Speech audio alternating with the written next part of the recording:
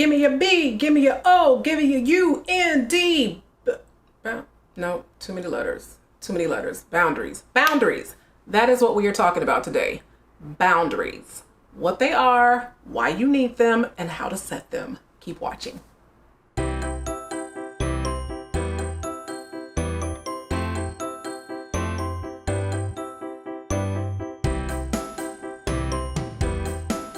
Hi, I'm Dr. Shante, the host of Whole and Complete and Believing Bigger podcast. So if you ever want to check those out, I will leave a link down in the description. Today we are talking about boundaries. Boundaries, beautiful boundaries. What are they? I am a firm believer that people will only do what you allow them to do. And what boundaries are is the rules of engagement that tell people what is and is not allowed, what they can and what they cannot do. And here's why boundaries are necessary. Boundaries are necessary because sometimes, not always, but sometimes, people cross what we call the line, okay?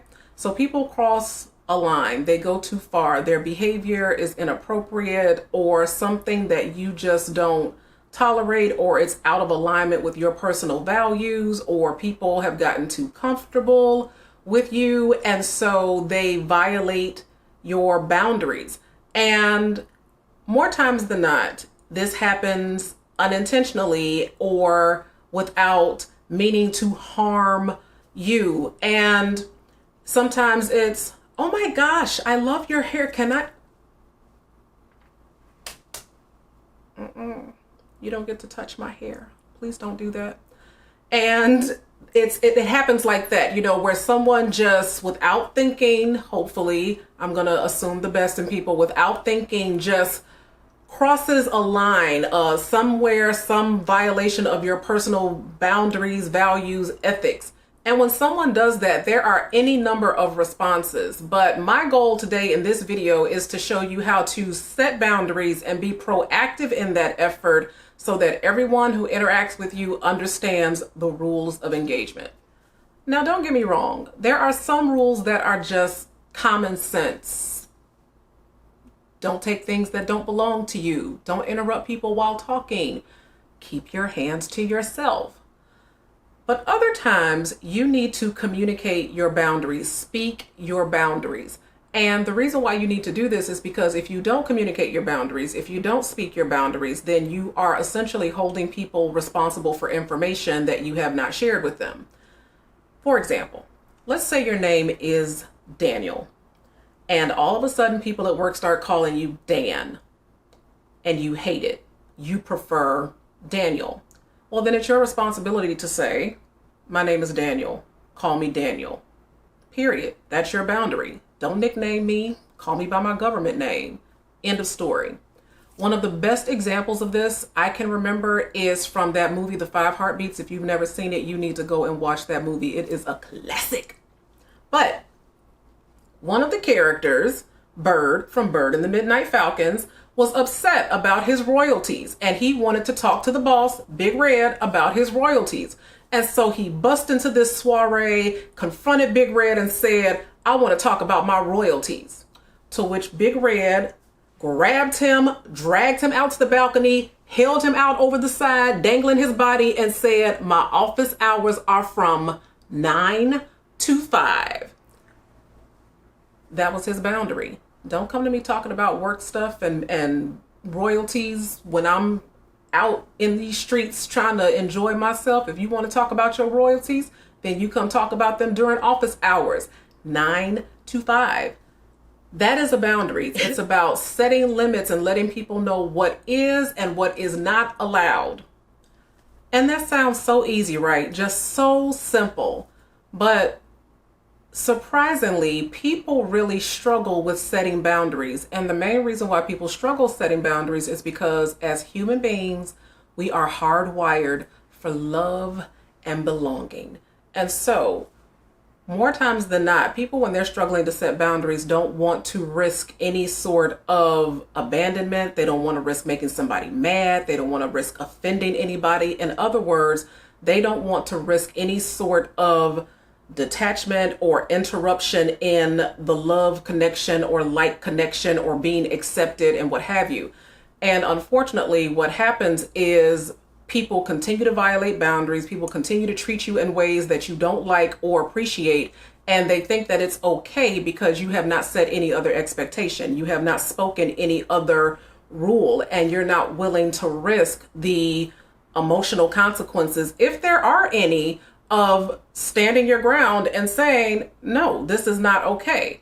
And so if you are struggling to set boundaries because you think that it's going to lead to abandonment or detachment or isolation or being ostracized from some kind of group, I would reconsider the merits of that relationship or friendship or what have you, because people who genuinely love and care about one another understand the importance of healthy boundaries.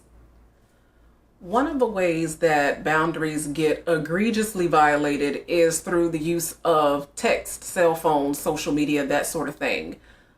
I have students that will let their phone be on ring all hours of the night. And so 2 o'clock, 3 o'clock in the morning, their phone is like pinging and ringing from texts from friends and things like that. And they're not getting proper sleep and all that type of stuff.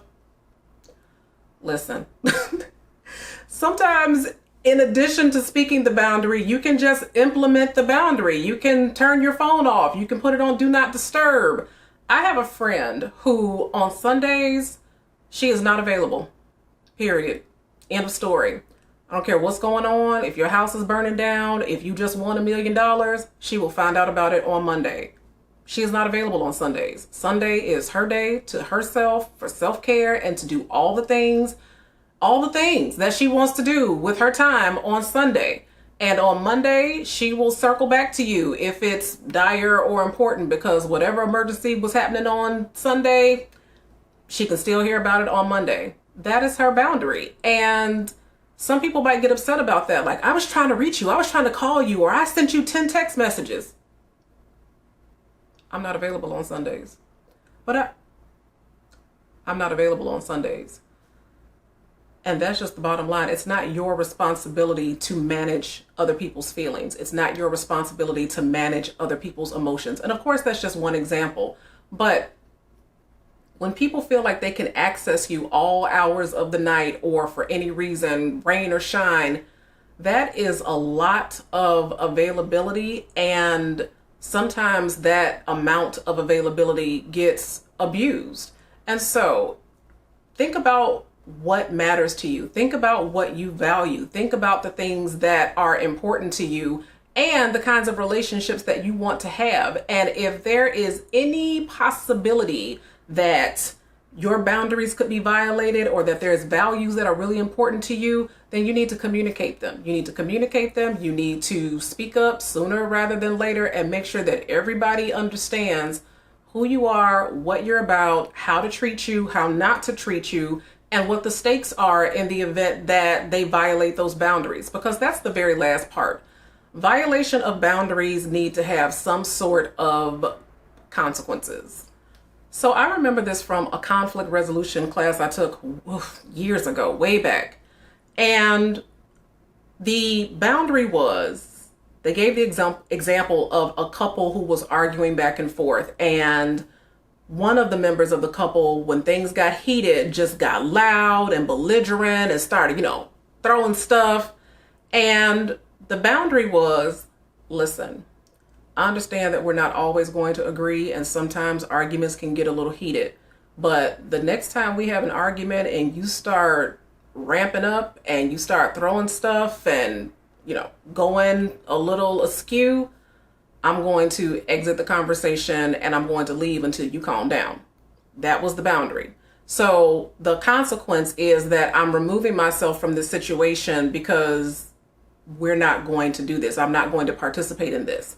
And sure enough, the next time that the couple argued and things got heated and there was ramping up, the other member of the couple exit stage left. Now you might be thinking, that sounds an awful lot like an ultimatum. That sounds like some psychological manipulative trickery, like do this or else. No, it's not psychological manipulative trickery. It is understanding that you cannot change people. Take all the time you need with that. You cannot change people. The only thing that you can do is determine how you're going to respond in any given situation. That's the power you have. You have the power over you. You have the power over how you're going to respond. You have the power to decide what you will and will not participate in. And so if someone has violated your boundaries, if they have disrespected you, if they have broken trust or values or what have you, you have every right to determine how you're going to participate or not in that situation. And if your determination is, I'm going to take a lap. I'm going to take some time. I'm going to create some distance and we can circle back when you've calmed down. There's absolutely nothing wrong with that. That is your right. So let's talk about it. What are some of your boundaries? What have been your experiences setting boundaries or being on the receiving end of a boundary? I would love to hear your thoughts, so please drop your comments down below. So I hope this video was helpful to you. If it was, please make sure that you like it, that you share it, that you subscribe to my channel. I would so appreciate it. And if you need additional resources on setting boundaries, healthy communication, all that good stuff, I will make sure I put those links in the description below, and I will see you next time.